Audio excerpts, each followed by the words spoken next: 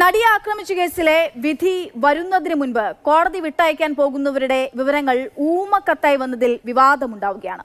ഊമക്കത്തിൽ അന്വേഷണം ആവശ്യപ്പെട്ട് ചീഫ് ജസ്റ്റിസിന് കത്ത് നൽകിയ ഹൈക്കോടതി അഭിഭാഷക അസോസിയേഷൻ പ്രസിഡന്റിനെ തള്ളി സെക്രട്ടറി രംഗത്ത് വന്നു. ഇതിനിടെ ഇതേ കത്ത് തനിക്കും കിട്ടിയെന്നും വിധി വന്നപ്പോൾ ഞെട്ടിപ്പോയെന്നും ജസ്റ്റിസ് ബി കമാൽ പാഷ മാതൃഭൂമി ന്യൂസിനോട് പ്രതികരിച്ചു. നടിയെ ആക്രമിച്ച കേസിലെ വിവാദങ്ങൾ തുടരുകയാണ്. ഏറ്റവും ഒടുവിൽ ഹൈക്കോടതി അഡ്വക്കേറ്റ് അസോസിയേഷന് കിട്ടിയ ഒരു കത്തിനെ ചൊല്ലിയാണ് വിവാദങ്ങൾ ഉണ്ടായിരിക്കുന്നത്. ആ കത്ത് അഡ്വക്കേറ്റ് അസോസിയേഷന്റെ പ്രസിഡന്റ് യശ്വന്ത് ഷേണായി അന്വേഷണത്തിനായി ചീഫ് ജസ്റ്റിസിന് കൈമാറി. അതിലാണ് അഡ്വക്കേറ്റ് അസോസിയേഷനിലെ എക്സിക്യൂട്ടീവ് അംഗങ്ങൾക്ക് എതിർപ്പുള്ളത്. ഇന്നവർ എക്സിക്യൂട്ടീവ് ചേർന്ന് പ്രസിഡന്റിനെ തള്ളിക്കൊണ്ട് ഒരു പുതിയ സ്റ്റേറ്റ്മെന്റ് പുറത്തിറക്കിയിരിക്കുകയാണ്. അവർ പറയുന്നത് പ്രസിഡന്റ് സ്വന്തം നിലയ്ക്കാണ് ഈ കത്ത് കൈമാറിയത്. അഡ്വക്കേറ്റ് അസോസിയേഷന്റെ എക്സിക്യൂട്ടീവ് കമ്മിറ്റിയിൽ ഇത് സംബന്ധിച്ച് യാതൊരു ചർച്ചയും ഉണ്ടായിട്ടില്ല.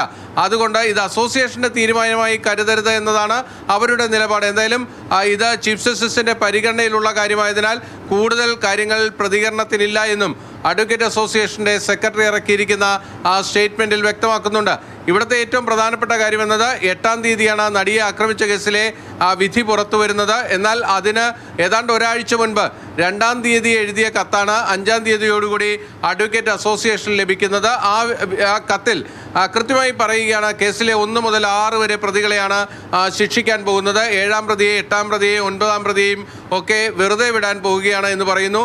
ആ കൃത്യമായ വിധിന്യായത്തിലെ വിവരങ്ങളാണ് ഈ ഊമക്കത്തിലുള്ളത്. അതോടൊപ്പം തന്നെ മറ്റ് ചിലരുടെ പേരുകൾ കൂടി ഈ കത്തുമായി ബന്ധപ്പെട്ട് പരാമർശിക്കുന്നുണ്ട്. ആ ഒരു പശ്ചാത്തലത്തിലാണ് ഈ കത്ത് അഡ്വക്കേറ്റ് അസോസിയേഷന്റെ പ്രസിഡന്റായ യശ്വന്ത് ഷേണായി ചീഫ് ജസ്റ്റിസിന് കൈമാറുകയും ഇതിൽ ഹൈക്കോടതി വിജിലൻസിന്റെയോ മറ്റേതെങ്കിലും ഏജൻസിയുടെയോ അന്വേഷണം വേണമെന്ന ആവശ്യം ഉയർത്തുകയും ചെയ്തത്. അതിലാണ് ഇപ്പോൾ അഡ്വക്കേറ്റ് അസോസിയേഷന്റെ എക്സിക്യൂട്ടീവ് കമ്മിറ്റിയിൽ തന്നെ ഭിന്നതയുണ്ടായിരിക്കുന്നത്.